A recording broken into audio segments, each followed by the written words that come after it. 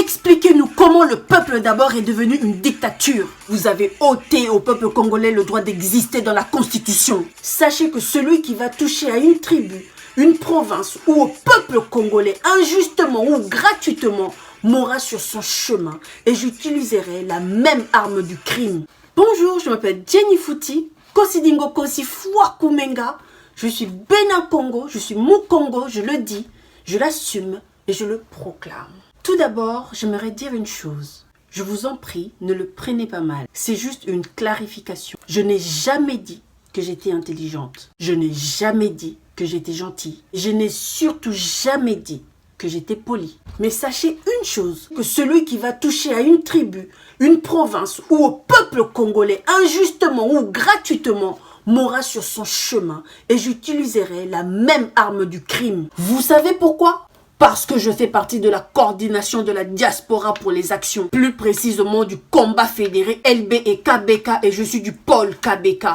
Aujourd'hui, je veux m'adresser au gouvernement du deal. Expliquez-nous comment le peuple d'abord est devenu une dictature. Car vous prétendez œuvrer pour le peuple congolais et pourtant vous êtes indifférent à leurs cris. Non, vous faites abstraction totale au peuple congolais. Vous avez commencé en violant leurs droits d'élire un président selon la Constitution. Vous avez violé l'application du suffrage universel direct. Vous avez ôté au peuple congolais le droit d'exister dans la Constitution. Vous leur avez arraché leur droit de vote. Le pays est fragilisé suite à votre deal qui cause la crise de légitimité suite à votre coalition stérile suivie des violation de la Constitution à répétition, naturalisation d'un groupe de réfugiés Banyarwanda qui aujourd'hui demandent des terres pour s'établir en RDC comme des entités d'origine, suivi des violations de la Constitution à répétition, les nominations des juges, les pots de vin auprès des députés et j'en passe. La présidence et son partenaire du deal débloquent des millions de dollars pour corrompre des inciviques, des immoraux, des cyniques, dépravés, dévergondés, députés nommés du deal pour s'offrir une majorité parlementaire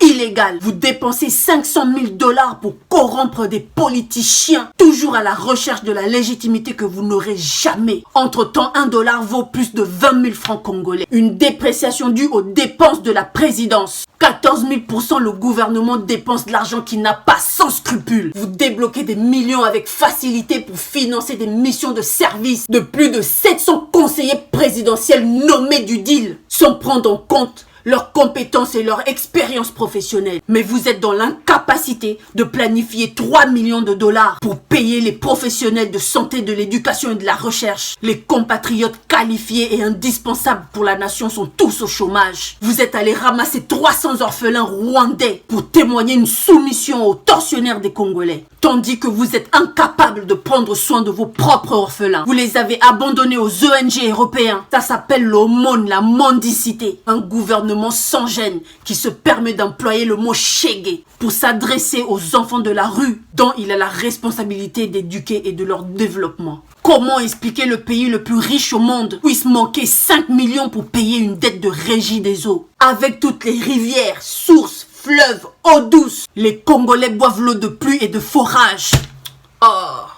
Mais vous n'avez pas 5 millions à investir pour garantir de l'eau potable à votre population. Par contre, vous avez de quoi payer les journalistes 500 000 dollars chacun pour aller installer vos ONG qui dissimulent vos partis politiques. Mais vous n'avez pas d'argent pour bâtir des écoles avec un toit, des chaises, des fenêtres et des tableaux pour votre relève. Depuis quand l'État fait des dons?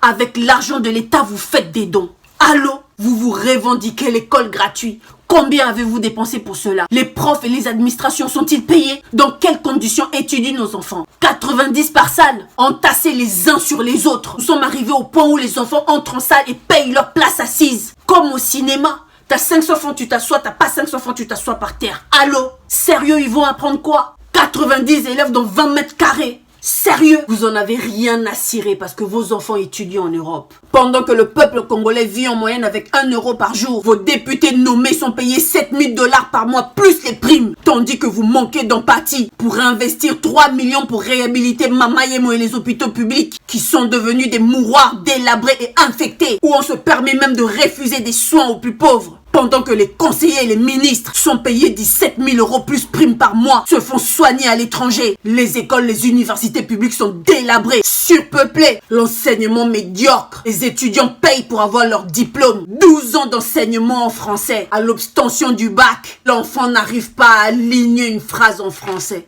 Comment expliquer ça? Les enseignants ne vendraient pas les moyennes aux étudiants s'ils étaient payés correctement. Entre-temps, le DIRCAB et le vice-premier ministre sont payés 35 000 $ plus prime par mois. Nous dénonçons votre volonté d'appauvrir le peuple congolais. Vous les traînez dans l'esclavage éternel. Entre-temps, les détournements des fonds à grande échelle s'effectuent dans l'entourage du président issu du deal. Tout ça à l'échange de ne pas fouiner dans le passé. Entre-temps, les assassins de Kamoina Sapouvac à leur occupation tranquille. Nos frères revenus de l'exil en Angola ne sont toujours pas pris en charge 2 ans après. Le massacre de Bundu Dia Congo, n'en parlons même pas. Les indemnités prévues par l'État sont gelées volontairement. Et l'État du deal continue à tuer le Bundu Dia Congo. 54 morts. Sortez les prisonniers du Bundu Dia Congo. À l'Équateur, une bande d'Al-Qaïda est en train de tuer la population. Qu'est-ce que vous faites? Au Katanga, les Bakata Katanga règnent. Au Kivu, n'en parlons même pas. Les massacres, tous les jours, les enfants, les femmes, les hommes sont violés, massacrés, tués, vous faites rien. 12 millions de morts, vous êtes incapables d'assurer la sécurité au peuple congolais. Mais cela ne vous donne pas le droit d'autoriser l'armée rwandaise à intervenir à l'est du Congo. Vous débloquez des millions pour vos fins personnelles, mais vous êtes incapables de relire toutes les grandes villes en construisant des routes. Mais cela ne vous donne en aucun cas le droit d'autoriser le gouvernement ougandais à construire des routes à l'est du pays pour faciliter le transport de nos minerais volés. Nous allons vous dénoncer, cher gouvernement du deal. Nous dénonçons l'incitation à la haine tribale de la part des membres de la présidence issus du deal. Cher gouvernement du deal, nous dénonçons la tribalisation de l'appareil de l'État et surtout la dictature. Répression, arrestation, condamnation et incarcération des politiciens ou des manifestants. Le peuple d'abord, la liberté d'expression. Vous voulez une définition? Article 19 de la Constitution. Ok, nous allons vous dénoncer, cher gouvernement du deal. Les centaines de fausses communes ne vous concernent pas? Le peuple d'abord. Les prisonniers disparus de Makala ne vous concernent pas aussi? 2 ans de pouvoir. Vous êtes tous devenus des millionnaires. Nous vous connaissons à Matete. Aujourd'hui, vous êtes à ma campagne. Aujourd'hui, vous êtes à Gombe.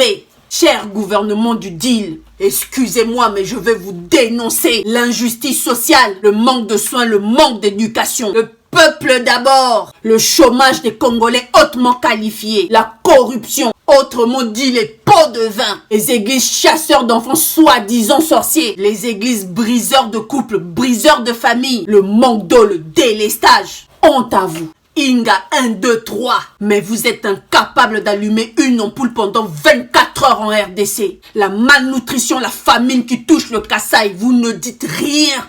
Ça ne vous dit absolument rien du tout. Vous êtes fiers d'afficher vos yasses de dollars. Entre-temps, le peuple meurt. Le peuple d'abord. Honte à vous. Quand vous aurez fini avec vos consultations, concertations et que vous aurez fini de vous battre sur le respect du deal ou la trahison des accords, pour une fois posez votre regard sur le peuple congolais. Mon peuple, le rapport mapping vous guette.